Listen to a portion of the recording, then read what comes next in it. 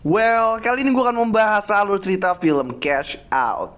Film dibuka dengan memperlihatkan seorang pria bernama Mason dan seorang perempuan atau pacarnya yang bernama Amelia atau Amy sedang dalam perjalanan menuju sebuah pesta pribadi milik orang kaya bernama Mr. Perez. Sesampainya di sana, Mason dan Amy ketemu dengan pramusaji dan juga ada seorang bodyguard di situ. Saat Mason dan Amy lagi nyantai aja, Mr. Perez datengin mereka, nanya, kok diem-diem baik, ngupi apa ngopi? Mason pun jelasin tujuannya kalau dia kesini tuh mau ngelihat koleksi mobil Mr. Perez yang mahal-mahal banget.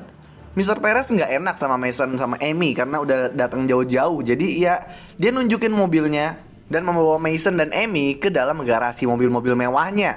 Mason dan Amy terkesima melihat mobil-mobil itu. Terlebih lagi ketika ngelihat mobil Pagani kesayangan Mr. Perez yang bahkan nggak pernah dia kendarain dan dia sayang banget. Dan dia tuh cuma pernah nyalain mesinnya doang. Mason dan Amy pun minta izin, boleh nggak masuk dan nyalain mesinnya? Dengan berat hati pun Mr. Perez bolehin. Nah, ternyata Mason dan Amy ini seorang pencuri dan dari kejauhan juga ada anggota tim mereka yang juga disebut Link yang merupakan seorang hacker. Di sini Mason ngasih aba-aba dan Link matiin komunikasi di situ dan madamin lampu garasi. Nah, dari belakang, pramusaji dan bodyguard tadi nyerang Mr. Perez dan anak buahnya. Ternyata mereka bagian dari tim Mason juga. Si pramusaji bernama Anton dan bodyguard bernama Hector. Pintu garasi pun dibuka dan Mason kabur dengan mobil Pagani, sementara Anton dan Hector dengan santai milih mobil mewah yang ada di situ untuk mereka ambil juga. Terus mereka pun ya kabur. Dah, mudah banget ya kayaknya ya tim Mason ini ngerampok. Padahal katanya mereka udah sering melakukan pencurian dan menurut gue ini terlalu simpel anjir. Antara mereka jenius atau bodoh juga nggak tahu dah. Oh iya, by the way di sini juga ada satu anggota tim lain yaitu Sean yang merupakan adik Mason. Nah, di perjalanan Mason dan Amy yang pacaran ini ngobrol-ngobrol biasa, tapi raut muka Amy nih ada yang kayak nggak biasa kata Mason. Tiba-tiba tim FBI datang dan ngejar tim Mason. Mereka pun coba menghindar tapi FBI masih mengejar. Nah, ternyata Amy ini adalah anggota FBI yang nyamar dan udah 2 tahun nyamar buat cuma dapetin bukti kejahatan Mason dan timnya. Di sini Mason pun kecewa berat dan nggak bakal nyerah sama timnya. Jadi dia dan timnya itu ngejalanin rencana B, yaitu mereka lompatin mobil mereka ke perairan yang ada di situ dan kabur. Mason dan timnya di situ berhasil kabur dari Amy beserta FBI. 3 bulan kemudian, Mason hidup tenang sendirian di suatu tempat terpencil.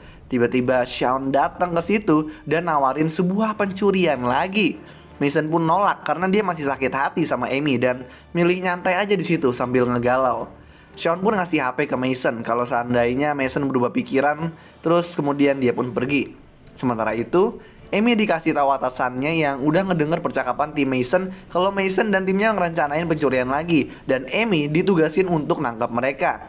Di sisi lain, Mason yang lagi turu ditelepon Link dan ngasih tahu kalau adiknya tetap mau ngelakuin pencuriannya.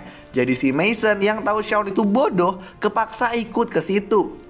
Nah, di sisi lain, di sebuah kafe Sean datengin seorang manajer bank yang lagi nyantai. Sean bilang kalau dia cuma butuh sidik jempol si manajer dan Sean nunjukin pistol dan manajer itu pun dibawa ke banknya. Tapi sebelum masuk ke bank, Sean dicegat sama Mason yang nyampe tepat waktu. Mason bilang, ikutin rencananya Mason aja. Karena menurut Mason, rencana Sean yang kata Sean itu efisien, ini itu bodoh. Mason nyuruh si Sean sama si manajer bank tunggu di luar sementara dia masuk ke dalam bank. Dimana di sana, Mason ketemu Link yang lagi melancarkan aksinya juga. Mason bingung, kok pada mau sih ngelakuin pencurian bodoh ini si Link dan timnya? Tapi tiba-tiba Sean masuk ke bank sambil nodong si manajer sesuai rencananya sendiri sebelumnya. Si manajer disuruh Sean scan sidik jari untuk ke brankas, tapi manajer itu malah memicu alarm. Satpam situ beraksi, tapi Mason bersama Anton dan Hector melumpuhkan satpam yang ada di sana, sekaligus menyandra orang-orang yang ada di sana. Mason kemudian nyuruh si manajer bank untuk jangan macam-macam lagi. Jadi Mason dan Sean pun kemudian dikasih masuk ke dalam brankas. Sean bilang mereka mau nyuri dompet kripto yang ada di brankas yang katanya pencurian terbesar mereka. Ya, pencurian terbesar mereka, kata si Sean. Dan bahkan rencana ini Mason aja tahu kalau ini rencana goblok. Sean mau membuka brankas yang dituju, yaitu brankas 1140. Tapi butuh si manajer dan pemiliknya. Jadi mereka kurang satu kunci nih. Mason minta Link buat bypass kuncinya. Nah, selagi nunggu, polisi ternyata datang dengan cepat. Sementara di dalam, si manajer sempat cerita kalau dia udah 4 kali dirampok dan endingnya itu selalu sama. Kalau nggak pencurinya di penjara, ya ditembak.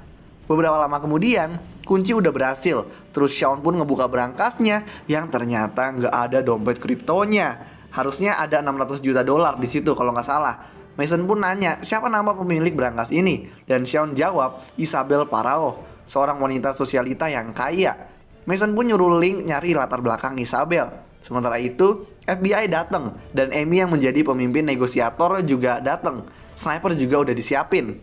Amy kemudian nelpon ke dalam bank, nyapa Link, kemudian nyapa Mason. Di mana Mason ini masih belum bisa move on dari Amy. Amy yang tahu kalau Mason ini orangnya lumayan pinter, harus hati-hati. Mason minta ke Amy untuk memberikan mereka jarak 50 kaki di sekeliling bank. Amy pun menuruti permintaan Mason tersebut dan juga dia melihat berita perampokan bank ini lagi disiarin di TV. Ada reporter yang melakukan penyiaran di depan bank. Kemudian permintaan lagi dari Mason ke Amy adalah dia minta 2 lusin pizza beserta bir untuk dia dan timnya serta para sandera, dan syaratnya harus Amy yang nganterin sendiri nih ke dalam bank. Sebagai gantinya, Mason bakal bebasin 2 sandera setiap beberapa waktu. Amy pun setuju dan nganterin pizza langsung ke bank di mana ketemu Mason dia di sana. Ternyata lebih dari mau ngasih para sandera makan, Mason ini pengen ngeliat Amy lagi secara langsung dan bilang kalau ya kira-kira dia belum move on lah. Amy kebingungan sama perasaannya, tapi kemudian dia pergi dari situ. Gak lama, 2 sandera pun dibebaskan. Sementara itu, di sisi bank lain, Shawn yang ditugasi nodong pistol ke manajer bank coba dibujuk sama si manajer untuk berantem sama kakaknya, tapi ya nggak bisa. Dan Shawn di sini bodoh. Pistolnya diambil sama si manajer dan digetok ke mukanya. Terus si manajer bank itu pun kabur. Mason yang mengetahui itu langsung ngejar si manajer bareng Shawn. Kejar-kejaran ini cukup seru dan berlangsung sampai menuju lantai atas, di mana akhirnya manajer pun ke pojok dan ketangkep. Karena di sini Mason bilang kalau macam-macam dia bakal nembak. Nah, si manajer bank diikat ke kursi di mana dia dikelilingin sama Mason, Shawn, serta Link.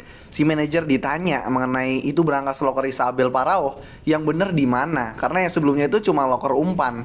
Jadi manajer bank gak ada pilihan lainnya selain memberitahu bahwa sebenarnya gedung sebelah bank ini itu juga bagian dari bank dan nyimpen berbagai macam kepentingan orang-orang kaya karena keamanannya terjamin di situ. Nah, Isabel Parao itu cewek simpenannya Abel Salazar yang namanya doang dipakai bank itu. Nah, jadi siapa sih ini Abel Salazar?